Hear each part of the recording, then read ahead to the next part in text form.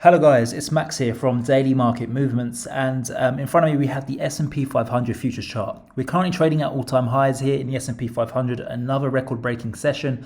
We're currently at 3,678. The previous all-time high was down at 3,665, so we're roughly 13 points above our previous all-time high. If you haven't yet bought the S&P 500, do not buy it now. Do not give in to FOMO. The RSI is telling us that we have got a little bit overextended in the short run. We're currently at 67 on the RSI, 66. So, we haven't got that much upside potential left here because, we've had such an amazing run since the beginning of November. We're just coming out of one of the most positive months for the stock market dating back to 1987. So it really has been a great month. So if you are yet to have bought the S&P 500, wait for a pullback. That is my advice to you guys. Wait for a pullback to at least 3,600.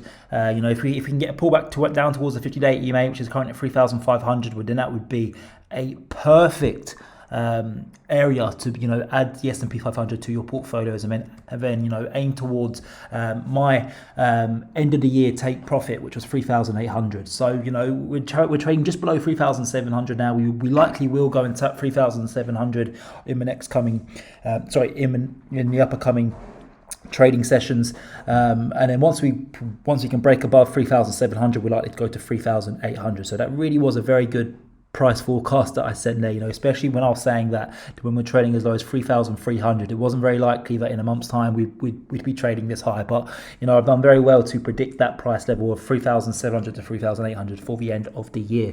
But yeah, as I mentioned, wait for a pullback, guys. Do not buy it at this high level because it likely will pull back in the upcoming weeks, and then you'll just be sitting in a negative trade. So do be patient, as the old saying goes. Sometimes you get paid to wait.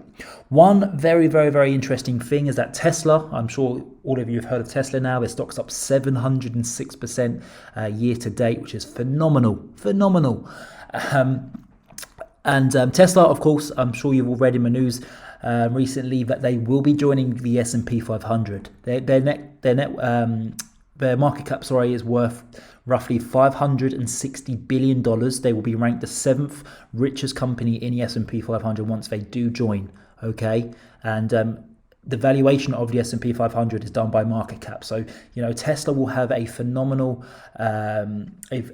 standing in the S&P 500. So of course, at the moment, Apple, Microsoft, Amazon, those are the three largest companies in the S&P 500. So if Apple has a good day, that means typically the S&P 500 has a very good day.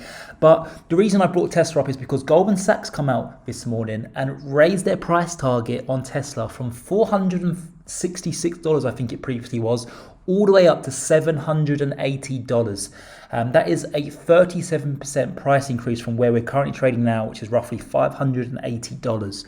So that is very, very, very interesting, because if Tesla, the 7th largest company in the S&P 500, was to rally another 37%, that would have a very, very bullish effect on the S&P 500 going into 2021. So that just shows you how bullish I am on the S&P 500. I've mentioned before, JP Morgan and Goldman Sachs have both raised their 12-month price target on the S&P 500 to 4,200 and 4,500 going into the new year. So I'm very bullish on the S&P 500. As I mentioned at the start of the video, do not buy at these high levels. Wait for the RSI to ease off a little bit. Look for good entries, look for dips that you can add your buy positions to. But I am a bull, no interest in selling this. If you sell this indice, it really is as simple as this. You will lose money. I'm a buyer.